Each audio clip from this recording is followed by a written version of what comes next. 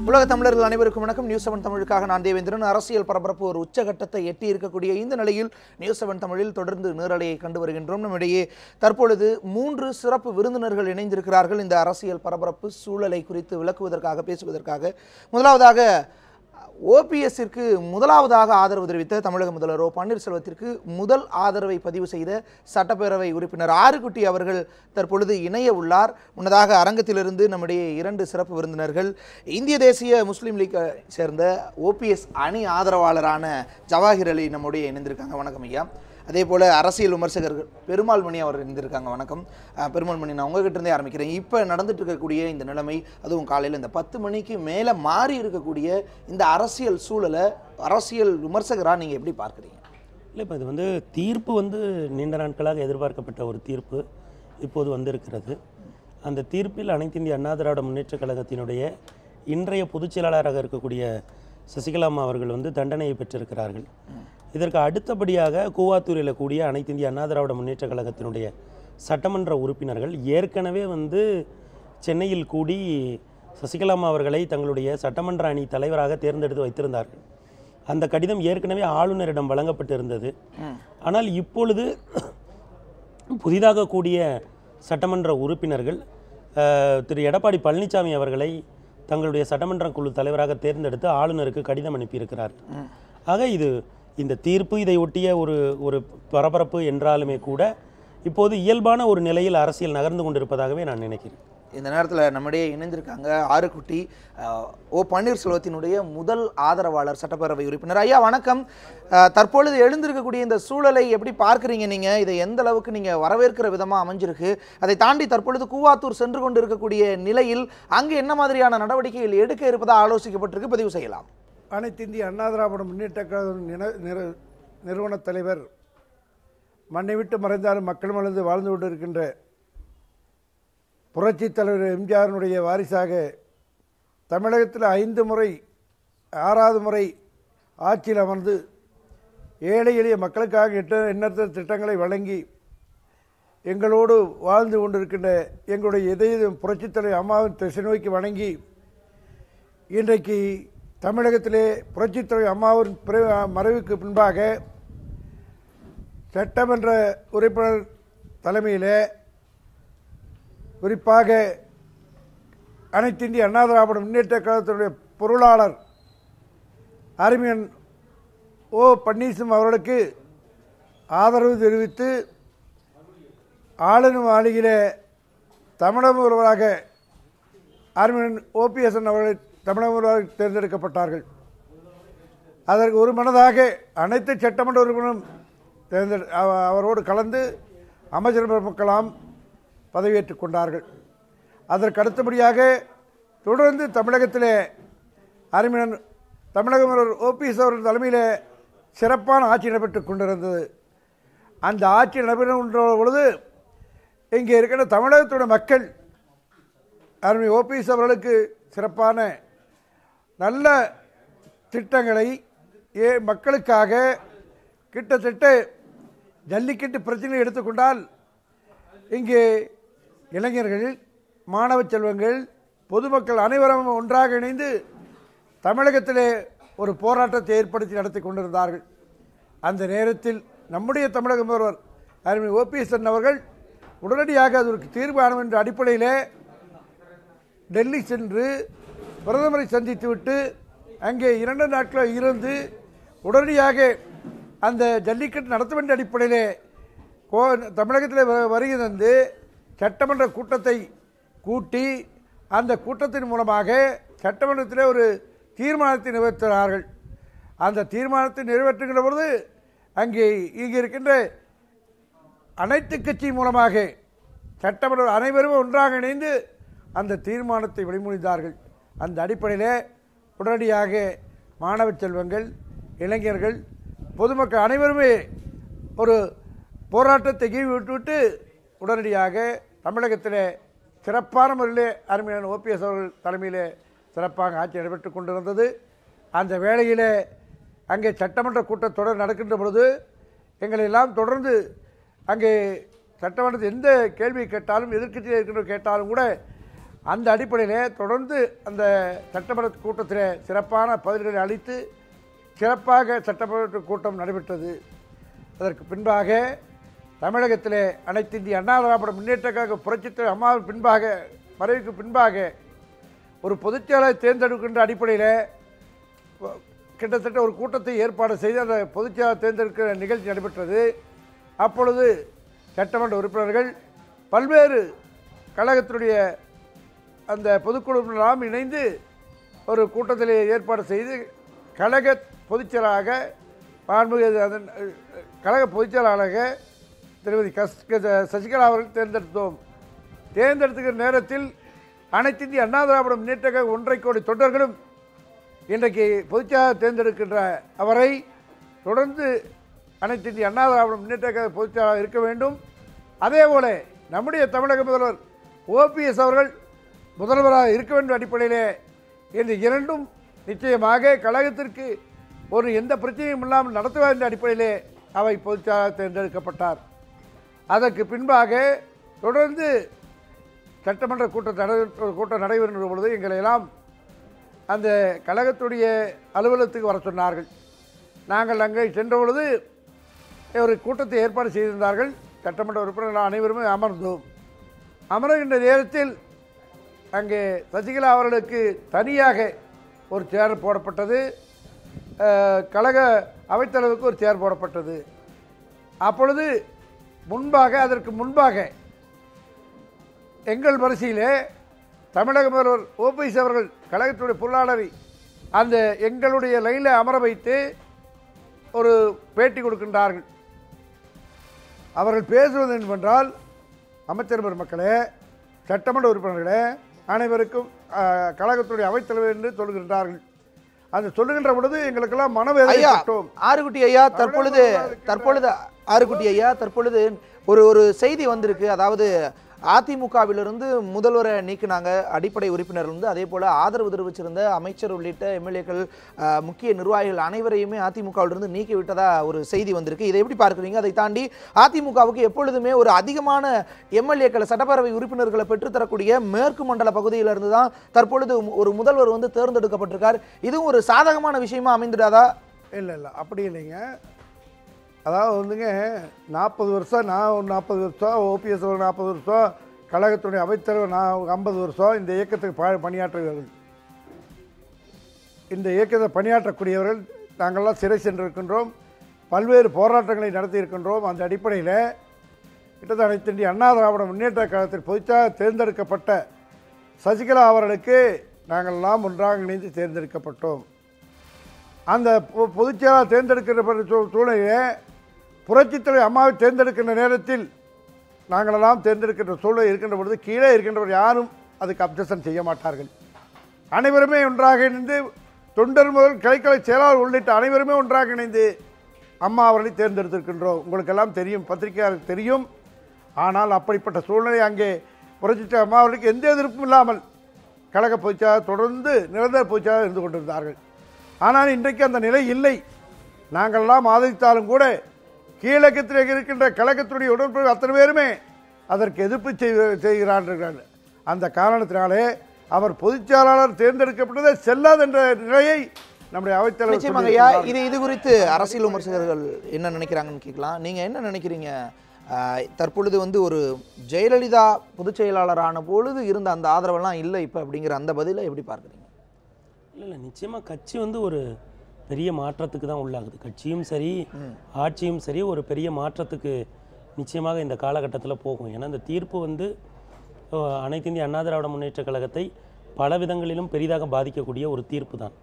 ஆனால் இதில் நம்ம முக்கியமாக கவனிக்க வேண்டிய விஷயம் என்ன அப்படின்னு பார்த்தீங்கன்னா, இந்த நேரத்தில் எடப்பாடி பழனிசாமி அவர்களை நீங்கள் முதலமைச்சராக தேர்ந்தெடுக்கிறார்கள், சட்டப்பேரவை குழு தலைவராக தேர்ந்தெடுத்திருக்கிறார்கள். ஆனால் இதையெல்லாம் ஒன்றாக இருந்து ஒருங்கிணைக்கிற பணியை இன்றைக்கு அனைத்து இந்திய அண்ணா திராவிட முன்னேற்ற கழகத்தினுடைய அவைத்தலைவராக இருக்கக்கூடிய திரு செங்கோட்டையன் அவர்கள் மேற்கொண்டிருக்கிறார்கள். அதிமுகவோட கூட்டணி கட்சியினரா நீங்கள் இதை எப்படி பார்க்குறீங்க? அதாவது இவர் மக்களால் புறக்கணிக்கப்பட்டு ஒரு டெபாசிட் கூட வாங்க முடியாத ஒரு சூழ்நிலையை தள்ளப்பட்டவர் தன்னுடைய வெறுப்பை இப்போ காட்டியிருக்கிறார். அவ்வளோதான். இது இவர் சொல்வதையெல்லாம் மக்கள் கேட்பதாகவே இல்லை சார். இவர் சட்டமன்ற தேர்தலில் அட்லீஸ்ட் ஒரு டெபாசிட்டாவது வாங்கியிருக்கணும்ல. அதெல்லாம் இல்லாத அளவுக்கு இவர் மிகவும் ஒரு பின்தள்ளப்பட்டவர், மக்களால் புறக்கணிக்கப்பட்டவர். இவர் சொல்வது இவருடைய வெறுப்பை இந்த மாதிரி சமயத்துல தான் சிலர் எதிர்க்கட்சியினர் மாற்று அரசியல் நடத்தக்கூடியவர்கள் தங்களுடைய வெறுப்பை காட்டுவதற்காக எதிரணிகளும் இப்படியெல்லாம் சொல்லுவாங்க. இது வாடிக்கையான. அதிமுக என்பது ஒரு நபர் சார்ந்த கட்சியா இருந்துச்சு, ஒற்றை தலைமையை சார்ந்த கட்சியா இருந்துச்சு அப்படிங்கிற வார்த்தையும் அவரே குறிப்பிட்டிருக்காரு. இப்ப அந்த ஒற்றை தலைமைங்கிறது இல்லாம போயிடுச்சு அப்படிங்கிற அந்த ஒற்றை தலைமை இருந்ததுனால தான் கட்டுக்கோப்பாக இருந்தது. இப்ப அப்படி இல்லையே அப்படிங்கிற ஒரு இல்லை, அந்த நிலை இன்றைக்கு மீண்டும் மாண்புமிகு ஓபிஎஸ் அவர்களுக்கு வந்திருக்கு. அந்த நிலை ஏற்கனவே 2 மாசமாய் உருவாயிடுச்சு. அதை இவர்களுடைய சுயநலத்தின் காரணமாக சசிகலா அம்மையார் அதை அப்படி உடைக்கணும்னு பார்த்தாங்க. அது முழுக்க முழுக்க இவர்களுடைய சுயநலம் தான் காரணம். பெருமாள்மணி, நீங்க எப்படி பார்க்குறீங்க இவருடைய இந்த கருத்துல இருந்து? அதை தாண்டி இப்போ ஒரு மேற்கு மாவட்டத்தை சார்ந்த, மேற்கு மண்டலத்தை சார்ந்த ஒருவர் முதல்வராக அறிவிக்கப்படுறாரு, அதிமுக சார்பில் சட்டமன்ற குழு தலைவராக தேர்ந்தெடுக்கப்படுறாரு. இது எந்த அளவுக்கு சாதகமானதாக இருக்கும்? ஏன்னா அந்த பகுதிங்கிறது ஒரு 90% அதிகமான சட்டமன்ற உறுப்பினர்களை அதிமுகவுக்கு பெற்றுத்தரக்கூடிய பகுதி அப்படிங்கிறதுல இருந்து எப்படி பார்க்கலாம்? நிச்சயமாக அந்த மேற்கு மாவட்டத்தை சேர்ந்த ஐயா எடப்பாடி பழனிசாமி அவர்கள் தேர்ந்தெடுக்கப்படுவது, அதை விட முக்கியமாக கவனிக்க வேண்டியது ஐயா செங்கோட்டையன் அவர்கள் இது எல்லாவற்றையுமே ஒருங்கிணைக்கிறார். அனைத்து இந்திய அண்ணா திராவிட முன்னேற்ற கழகத்தினுடைய வரலாற்றில் செங்கோட்டையன் ஐயாவினுடைய வரலாறு மிக முக்கியமானது. ஏன்னா நீண்ட காலமாக அந்த இயக்கத்திற்குள் களப்பணியிலும் சரி, ஆட்சி பணியிலும் சரி, கட்சி பணியிலும் சரி மிக முன்னின்றவர். இன்றைக்கு இது அவனத்தையும் எனக்கு எடப்பாடி ஐயா முதலமைச்சராக தேர்ந்தெடுக்கப்படுவதை விடவும் அவைத்தலைவராக செங்கோட்டையன் ஐயா இருக்கிறார் அப்படிங்கிறது தான் இதில் முக்கியமான விஷயமாக இருக்கிறது. ஏனென்றால் அனைத்து இந்திய அண்ணா திராவிட முன்னேற்ற கழகத்தினுடைய மேற்கு மாவட்ட எம்எல்ஏக்கள் அனைவரையுமே ஒற்றுமைப்படுத்தக்கூடிய ஒரு சக்தி அவரிடம் உண்டு. அவர் அந்த வேலையை தெளிவாக செய்து விடுவார். அதற்கு அடுத்தால் போற பார்க்கிற பொழுது இன்றைக்கு ஒருவேளை இப்போ என்னன்னா, அவர்கள் 125 எம்எல்ஏக்கள் தங்களிடம் இருக்கிறார்கள், ஒட்டுமொத்தமாக அவர்கள் தேர்ந்தெடுக்கப்பட்டிருப்பதாகத்தான் இப்போது சொல்லுகிறார்கள். ஒருவேளை அதில் ஏதேனும் ஒரு பிளவு ஏற்படுமே ஆனால் அதை சரிக்கட்டக்கூடிய வல்லமையும் திரு செங்கோட்டையன் ஐயா அவர்களுக்கு நிச்சயமாக பெரிய அளவிலே உண்டு. இந்த இரண்டு கூறுகளையும் தாண்டி காங்கிரசினுடைய 8 எம்எல்ஏக்கள் இருக்கிறார்கள் என்பதையும், இந்தியன் யூனியன் முஸ்லீம் லீக்கினுடைய ஒரு எம்எல்ஏ இருக்கிறார் என்பதையும் நாம் இந்த நேரத்தில் கருத்தில் இல்லை நீங்க அரசியல் கணக்குகள் மாறுகிற பொழுது ஆட்சி அதிகாரம் என்று ஆளுநர் எடப்பாடி பழனிசாமி அவர்களுக்கு வேண்டுகோள் விடுகிற பொழுது இந்த கணக்குகள், இந்த 125 ஏதேனும் ஒரு சில கணக்குகள் மாறுவதற்கான வாய்ப்பு இருக்குமே ஆனால் நாம் அதையும் சேர்த்து தான் பார்க்க வேண்டும். ஏனென்றால் நான் என்ன சொல்றேன், அவங்க இங்க வந்துருவாங்கன்னு சொல்லல. தகவலுக்கு ஒரே இன்னைக்கு கூட மேற்கு மண்டலத்தை சேர்ந்த மேட்டூர் எம்எல்ஏயும் மேட்டுப்பாளையம் எம்எல்ஏவும் அண்ணன் ஓபிஎஸ் அணிக்கு தாவி இருக்கிறார் ஒரு தகவலுக்காக. இல்ல அதுதான் முக்கியம். இல்ல அண்ணன் சொல்றதுதான் ரொம்ப முக்கியம். என்னன்னா இப்ப செம்மலையா ஏன் வராங்க, இப்போ ஏன் அங்க வராங்கன்னா அதுதான் முக்கியம். அது லோக்கல் ஃபேக்டர்ஸ். பாலிடிக்ஸ்ல எப்பவுமே லோக்கல் ஃபேக்டர்ஸ் பெரிய அளவில் பிளே பண்ணும். இப்ப எடப்பாடி பழனிசாமி ஐயா அவர்களை தேர்ந்தெடுக்க போகிற விஷயம் அல்லது ஒருவேளை தேர்ந்தெடுப்பவர் என்கிற விஷயம் நிச்சயமா செம்மலையாவுக்கு தெரிஞ்சிருக்கலாம். இருவருமே 1977 முதல் அரசியல்ல இருக்கிறாங்க. அப்போ இவரை முதலமைச்சராக தேர்ந்தெடுக்கிற போது அந்த கேம்ப்ல இருக்கிறது அப்படிங்கிறது அவருடைய சீனியாரிட்டிக்கு நிச்சயமா லோக்கல்ல ஒரு பெரிய விஷயம் தான். நீங்க இப்பவே கூட பாருங்க, இங்க வந்திருக்கிற எம்எல்ஏக்களே நீங்க பாத்தீங்கன்னா மாநில அரசியல் அவங்க கவனத்தில் எடுத்ததை விட தங்களுடைய மாவட்ட அரசியலை கவனத்தில் எடுத்து தான் நிறைய பேர் இங்கே வந்திருப்பாங்க. ஏன்னா அரசியலில் எல்லாமே வேலை செய்யும். லோக்கலில் அது எப்படி மாறுது, மாநில அளவில் எப்படி மாறுது, தேசிய அளவில் எப்படி மாறுது. அப்போ எம்பிக்கள் இப்போ பன்னீர்செல்வம் ஐயா அன்னைக்கு வந்திருக்கிறது காரணம் தேசிய அளவிலான அவங்களுடைய அந்த நகர்வுகள் தான் காரணம். ஆக அப்படி பார்க்கிற போது செம்மலை ஐயாவுடைய வருகையை நீங்கள் எடப்பாடி பழனிசாமி ஐயா தேர்ந்தெடுக்கப்பட்டதோட இணைத்து தான் பார்க்க வேண்டும். ஒரு ஒற்றை தலைமை நிச்சயமாக ஒரு பன்னீர்செல்வமாக தான் இருக்க முடியும் அப்படிங்கிற ஒரு விஷயத்தை பதிவு செஞ்சிருந்தீங்க. ஆனால் 80களில் நடந்த அந்த 80களினுடைய நிறைவில் நடந்த சட்டப்பேரவையில் நடந்த அந்த நம்பிக்கை வாக்கெடுப்பில் யாருக்கும் ஒரு பெரும்பான்மை கிடைக்காத ஒரு சூழல் ஏற்பட்டுருந்துச்சு. அதே மாதிரியான ஒரு சூழல் ஏற்படக்கூடிய தருணமாக இது. அதுக்கு தான் முற்றுப்புள்ளி வைக்கக்கூடிய வகையில் கொஞ்ச நேரத்துக்கு முன்னாடி மாண்புமிகு முதலமைச்சர் ஒரு கோரிக்கை ஒன்று வச்சார் எல்லா எம்எல்ஏக்களுக்கும். தற்காலிக மனக்கசப்பை எல்லாம் மறந்துவிட்டு ஒற்றுமையாக செயல்படுவோம் அப்படின்னு ஒரு கோரிக்கை எல்லாத்துக்கும் வச்சிருக்காரு எம்எல்ஏக்களுக்கு. இது ஏற்கனவே அங்க இருக்கக்கூடிய எம்எல்ஏக்கள் எல்லாம் தலைமையில் அப்படிங்கிறது தானே ஒரு பெரிய சிக்கலே இருக்கு. யார் தலைமையில் ஒன்றுபடுவது? இதே எம்எல்ஏக்கள் தானே 2 மாதத்துக்கு முன்னாடி இவரை தலைவராக தேர்ந்தெடுத்து தலைமையை ஏற்று கவர்னரிடம் கொடுத்து இவரை முதலமைச்சராக்கினாங்க. அதே எம்எல்ஏக்கள் தான் சசிகலாவையும் தேர்ந்தெடுத்தார்கள், பன்னீர்செல்வம் உட்பட. இல்லை, அது அந்த காலகட்டம்ங்கிறது வந்து ரொம்ப வித்தியாசப்படுது. அந்த காலகட்டம் வந்து இவர்கள் வந்து நிர்பந்தத்தின் பேரில், இது வந்து ஒரு முதலமைச்சரே வந்து அவர் தெளிவாகவே சொன்னாரு, நான் நிர்பந்திக்கப்பட்டேன் என்று சொல்லக்கூடிய நிலையில தான் நாளைக்கு பன்னீர்செல்வத்தை தேர்ந்தெடுத்த சட்டப்பேரவை உறுப்பினர்கள் தாங்களும் நிர்பந்திக்கப்பட்டோம் அப்படின்னு சொல்றதுக்கான வாய்ப்பு இது இந்த மாதிரியான பேச்சுகள் இல்லை. ஏன்னா இங்க வந்து ஒரு சுதந்திரமான ஒரு நிலை. அங்க பாத்தீங்கன்னா எம்எல்ஏக்கள் கூட்டம் நடத்தினா கூட சரி, ஒரு தலைமை அலுவலகத்தில் நடத்தினாலும் சரி, அவங்க வீட்டில் நடத்தினாலும் சரி, அதை சுற்றி வந்து நிற்பது எல்லாம் வந்து சசிகலா அம்மையாருடைய உறவினர்களாக நின்றுகிட்டே இருப்பாங்க. இந்த நிலையை பின்பற்றினாலும் அவர்களுக்கு எம்எல்ஏக்களுக்கு ஒரு பயம் இருக்குது. ஒரு முதலமைச்சருக்கே ஒரு நிலையை, ஒரு நிர்பந்தத்தை ஏற்படுத்தினார்கள். ஒரு மோசமான நிர்பந்தம். ஒரு முதலமைச்சரையே உட்கார வைத்து அவரை சுற்றி பவுன்சர்களையும் அவர்கள் சொந்தக்காரர்களை வைத்து அவர்களுடைய காலரை கூட பிடித்து இழுத்ததாக எனக்கு வந்த தகவல். ஏன்னா அந்த அளவுக்கு ஒரு மோசமான நிலையை அன்றைக்கு உருவாக்கி இந்த மாதிரி நிர்பந்தத்தை ஏற்படுத்தினார்கள். இந்த மாதிரியான தொடர்ச்சியான விமர்சனங்களை எப்படி பெருமாள் மணி பார்க்கிறார்? அரசியல் ரீதியா இது எந்த அளவுக்கு சாத்தியம்? இல்லை, இதில் இந்த கேமில் முக்கியமானது வந்து ஆமாம், இது இட்ஸ் பொலிட்டிக்கல் கேம் தான். இதில் வந்து ரொம்ப முக்கியமானது வந்து நான் குரூஷியலாக பார்க்குறது வந்து ஐயா செங்கோட்டையன் அவர்களுடைய அரசியல் காய் நகர்த்தல் தான். நீங்கள் நல்லா கவனிச்சிங்கன்னா சசிகலாமா வந்து பொதுச் செயலாளராக தேர்ந்தெடுக்கப்பட்ட பிறகு இந்த 2 நீங்கள் அவங்கள பொதுச் செயலாளராக தேர்ந்தெடுக்கப்பட வேண்டும், நீங்கள் அரசியலுக்கு வரணும் அப்படின்னு வேண்டிக்கிறதுக்காக அந்த ஒரு டீம் போனாங்க இல்லைங்களா, அந்த டீம்லேயே செங்கோட்டையன் ஐயாக்கு தான் அதில் முக்கியத்துவத்தை கொடுத்தாங்க. ஆக இப்போ இதை நம்ம ரொம்ப எளிதாக புரிஞ்சுக்கலாம். இப்போ இதே இது செங்கோட்டையன் ஐயா வந்து இன்றைக்கி ஓபிஎஸ் பக்கம் இருந்திருந்தாங்க அப்படின்னா இது நிச்சயமாக இந்த ஆட்டம் வந்து வேறொரு விதமாக நகர்ந்திருக்கக்கூடும். ஆனால் இன்றைக்கி வந்து அவங்க வந்து இன்னைக்கு நீங்கள் சசிகலாமா பக்கத்துலையும் இன்றைக்கு எடப்பாடிய பக்கத்துலையும் இருக்கிறதுனால இந்த ஆட்டமே மாறுது. தொடர்ச்சியா செங்கோட்டையனுக்கு ஏன் இவ்வளவு முக்கியத்துவம் நினைக்கிறீங்க? ஏன்னால் அப்பொழுது இருந்து இடையில் ஒரு ஒரு சட்டப்பேரவை தேர்தலில் அவருக்கு சட்டப்பேரவை உறுப்பினர் ஆவதற்கான அந்த சீட்டு கூட கிடைக்கல. ஒரு தடவை அமைச்சரவை பதவி அவர் என்ன தொடர் சூழலுக்கு மத்தியில் அனைத்து இந்திய அண்ணா திராவிட முன்னேற்ற கேள்வி கேட்டிருக்கீங்க. அனைத்து இந்திய அண்ணா திராவிட முன்னேற்ற கழகத்தை பொறுத்தளவில் 96 வந்து எல்லாருமே தோற்ற பொழுது, ஜெயலலிதா அம்மா உட்பட எல்லாருமே தோற்ற பொழுது அவர்கள் சொன்னதாக கூட ஊடகம் பத்திரிகையாளர்கள் மத்தியில் ஒரு பேச்சு உண்டு. என்னென்னா செங்கோட்டையனே தோத்துட்டா நாம எப்படி ஜெயிக்கிறது அப்படிங்கிற அளவுக்கு நீங்கள் இந்த 40 ஆண்டு கால தமிழக அரசியலையும் அனைத்து இந்திய அண்ணா திராவிட முன்னேற்ற கழகத்தினுடைய அரசியலையும் பார்த்தீங்கன்னா அதில் செங்கோட்டையன் ஐயா ஜெயித்தாலும் அது தகவல் தான், தோற்றாலும் அது தகவல் தான், சீட்டு கிடைச்சாலும் அது தகவல் தான், சீட்டு கிடைக்கலனாலும் அது தகவல் தான். அந்த அளவுக்கு அவர் வந்து ஒரு அரசியல், ஏன்னா இந்த இயக்கத்தோடு அவர் வந்து பின்னி வராரு. நீங்கள் ஒரு பஞ்சாயத்து தலைவர் அப்படிங்கிற இடத்துல ஆரம்பித்து ஒரு எம்எல்ஏ தொடர்ந்து 8 முறை வெவ்வேறு காலகட்டங்களில் 8 முறை எம்எல்ஏவாக ஜெயித்திருக்கிறார். கட்சியில் வந்து மிகப்பெரிய துணை பொதுச் செயலாளர் வரைக்குமான பொறுப்புகளை நிச்சயம் அன்றைக்கு அவைத்தலைவராக இருக்கிறார். இதற்கு முன்னாலும் மிக முக்கியமான பொறுப்புகளை மாவட்ட செயலாளராக இருந்திருக்கிறார்.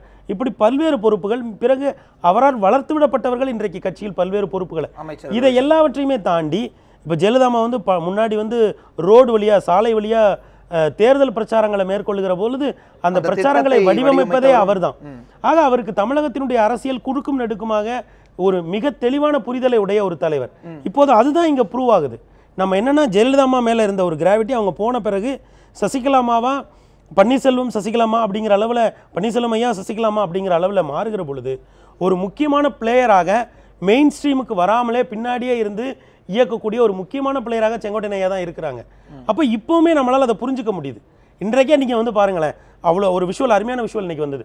நிறைய காவலர்கள்லாம் இருக்கும்போது அவர் வந்து அந்த லெட்டர் எடுத்துகிட்டு கூட இன்னொரு ஆளை மட்டும் கூட்டிட்டு தனியாக நடந்து வந்து அவர் காட்டுவார், நாங்கள் எல்லாம் எலெக்ட் பண்ணிட்டோம் அப்படின்னு சொல்லி காட்டுவார். ஏன் இந்த இடத்துல வந்து அவர் முன்னிறுத்தப்படுகிறார்? ஏன்னா அவருடைய ஆர்கனைசிங் கெப்பாசிட்டி அந்த அளவுக்கு உள்ளது.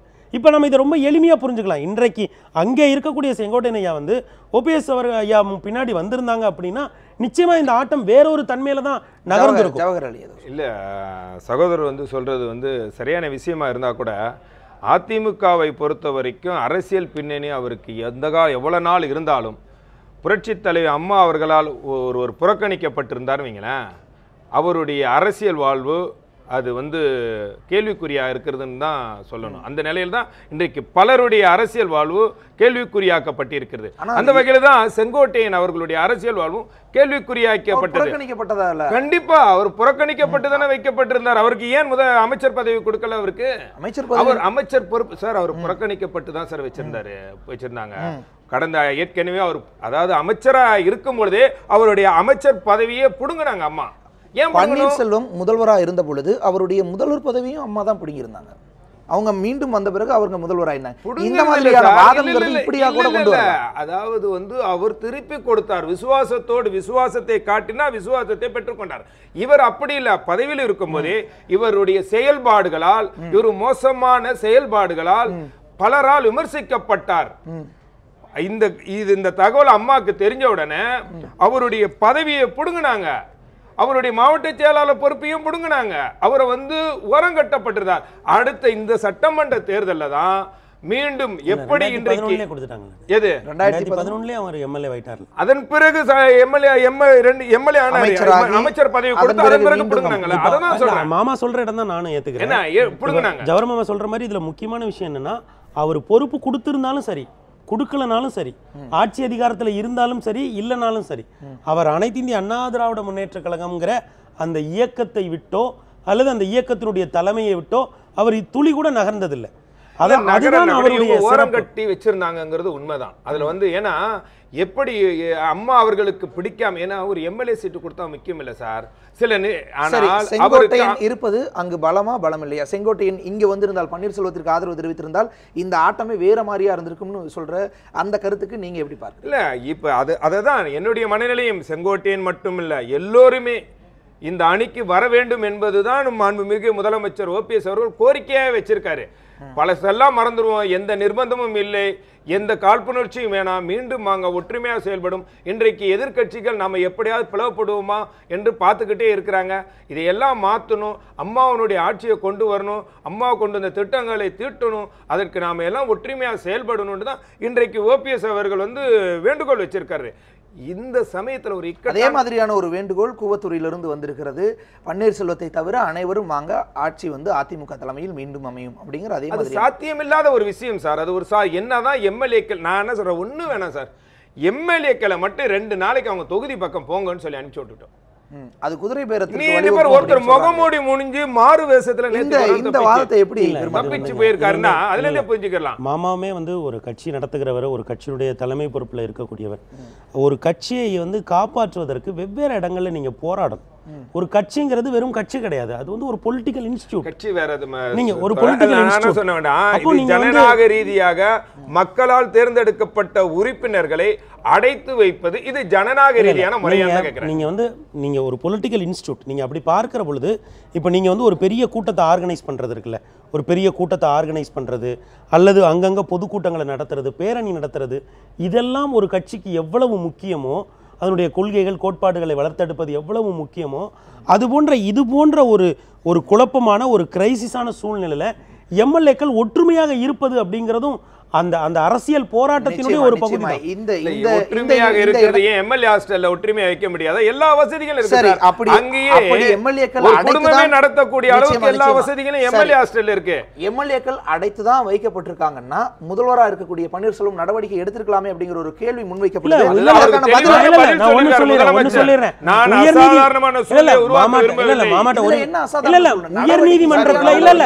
உயர்நீதிமன்றத்துல வழக்கறிஞர், நான் நினைக்கிறேன் வழக்கறிஞர் பாலு தொடர்ந்த வழக்குல அரசே சொல்லியிருக்கு, காவல்துறையும் வருவாய்த்துறை அதிகாரிகளும் சொல்லியிருக்காங்க, அங்க 119 எம்எல்ஏக்கள் இருக்கிறார்கள், அவர்கள் தங்களுடைய விருப்பத்தின் பேரில் தான் இருப்பதாக சொல்லியிருக்கிறார்கள் அப்படின்னு சொல்லியிருக்காங்க. போலீஸ் ஸ்டேஷன்ல இருக்கக்கூடியவன் எல்லா பேப்பர்ல கையெழுத்துக்கு போடுவான். அந்த சமயத்துல யாராவது போய் ஸ்டேஷன்ல போய் உறவினர் கேட்டா கூட ஆமா ஆமா நான் தான் தப்பு பண்ணேம்மா, அப்புறம் கோர்ட்ல போய் வேற சாட்சி சொல்லுவாங்க. ஆமா ஆமா, இந்த உதாரணம் சரிதான்.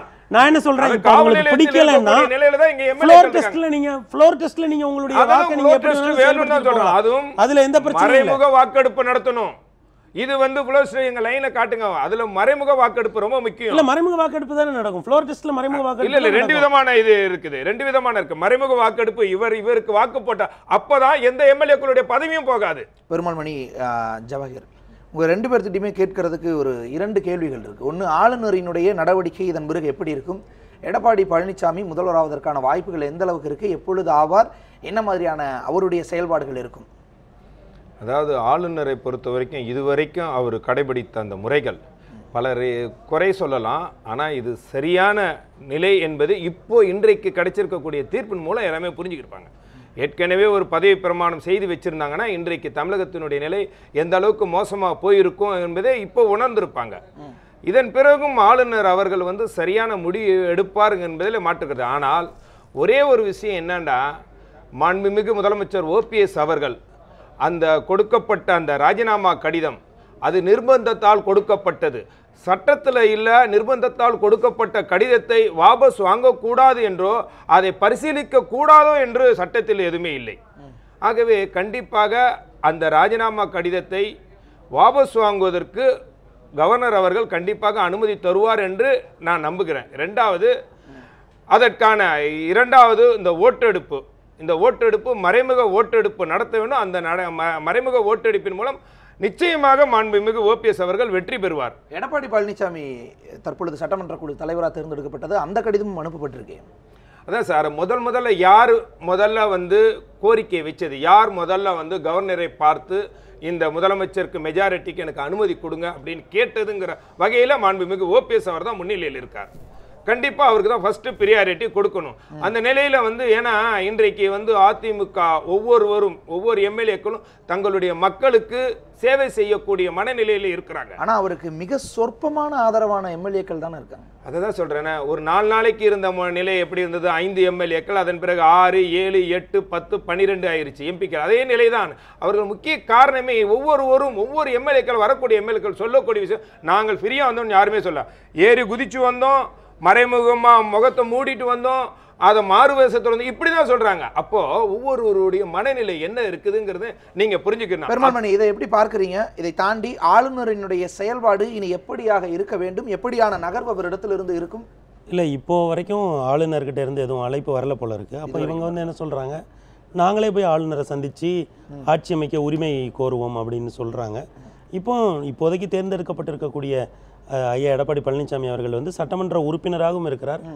பெரும்பான்மையான சட்டமன்ற உறுப்பினர்களோட ஆதரவும் அவருக்கு இருக்கிறதுனால ஆட்சி அமைக்கிறது இன்றைக்கு இரவே கூட ஆட்சி அமைக்கலாம்.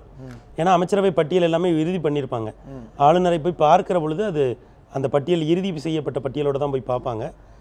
அப்புறம் ஒவ்வொரு எம்எல்ஏக்களிடம் தனிப்பட்ட கையெழுத்து பெறப்பட்ட கடிதமும் இருக்கும். அதனால் இன்றைக்கு இரவே கூட பதவி இருக்கலாம், இல்லை நாளையோ. ஆனால் ஆளுநர் அழைப்பு விடுங்க. அதான் இல்லை, இதுக்கு மேலே அதில் எந்த பிரச்சனையும் இல்லைங்க. ஏன்னா நீங்கள் பெரும்பான்மையான எம்எல்ஏக்களோட ஆதரவு கடிதம் இருக்குது. இதை தவிர வேறு யாரும் ஆட்சி அமைக்க உரிமை கோரவும் இல்லை. இப்போ நீங்கள் இப்போ உங்கள்கிட்ட ஒரு 20 எம்எல்ஏ இருக்குது அல்லது ஒரு 100 எம்எல்ஏ இருக்குது, நீங்கள் போய் கோர்றீங்க, அல்லது திமுக கோர்றாங்க, இல்லை காங்கிரஸ் கோர்றாங்க, இந்த மாதிரி வேறு யாராவது இதில் உரிமை கோரியிருந்தால் அது நிச்சயமாக வேற ஒரு பிரச்சனையை உருவாக்கும். இல்லை, அவர் இன்னும் கோரல. அதான் இங்கே முக்கியமானது. அவர் தன்னுடைய ராஜினாமாவே அதை பற்றி அவர் பேசவே இல்லையே. ஏன்னா ஆளுநரை சந்தித்து ஏறக்குறைய 4 நாட்களுக்கு மேலே ஆயிடுச்சு. அவர் நான் ஆளுநரை பார்த்தேன், நான் என்னுடைய ராஜினாமாவை திரும்ப பெறுவதற்கு கடிதம் கொடுத்துருக்கேன், இல்லை விருப்பம் தெரிவித்திருக்கிறேன். ஏன்னா அவர் கடிதம் கொடுத்துருக்கணும்ல. நீங்க இப்ப ராஜினாமா கொடுக்குறீங்க. இல்ல அது நீங்க அதிகாரப்பூர்வமா ஆளுநர் மாளிகையும் வெளியிடல, இவங்களுமே போயிட்டு வந்த பிறகு எதையுமே சொல்லல. கடிதம்ங்கிறது அந்த ராஜினாமா கடிதத்தை திரும்ப பெறுவதற்கு அனுமதி கொடுக்கணும். அதான் அந்த கடிதத்துக்கு நீங்க அந்த மாதிரி சட்டத்துல கொடுத்த ராஜினாமா ஏற்றுக்கொள்ளப்பட்டதுன்னு அதன் பிறகு சில காலகட்டம் இக்கட்டான சூழ்நிலையை திரும்ப பெறக்கூடாது என்று சட்டத்திலே இடமில்லை. இல்ல இப்ப நீங்க சொல்றது ரைட் தான். நான் என்ன சொல்றேன், ஸ்திரமான ஆட்சிங்கிறது தான் ஆளுநருடைய முடிவாக இருக்கும். அப்படி பார்க்கிற பொழுது இன்றைக்கு அதிகப்படியான எம்எல்ஏக்களை வைத்திருக்கக்கூடிய திரு எடப்பாடி பழனிசாமி அவர்கள் உரிமை கோருகிறார். ஆக அந்த அடிப்படையில் இன்றோ அல்லது நாளையோ ப்ராபபிலி இன்றைக்கே கூட அவர் முதலமைச்சராக பொறுப்பேற்பதற்கான வாய்ப்பு அதிகமாக இருப்பதாக தான். அதிகமான எம்எல்ஏக்களை தன் கட்டுப்பாட்டில் வைத்திருக்கக்கூடியவர் தான் இவரா இருக்கார். தவிர நகர்வுகள் நோக்கப்பட்டுட்டே இருக்கு. நம்முடைய அந்த கள சூழல் விரைவா தெரிய வந்துடும், என்ன நடக்க போகுது அப்படிங்கிறது விரைவா தெரிய வந்துடும். உங்கள் இருவருக்கும் நன்றி. இந்த அரசியல் சூட்டில் மிக முக்கியமான பல்வேறு கருத்துக்களை பகிர்ந்து கொண்டமைக்கு மிக்க நன்றி. தொடர்ந்து நியூஸ் 7 தமிழோடு இணைந்திருங்கள். களத்திலிருந்து நேரடி தகவல்கள் தொடர்ந்து வந்து கொண்டே இருக்கின்றன. இணைந்திருங்கள் நியூஸ் 7 தமிழோடு.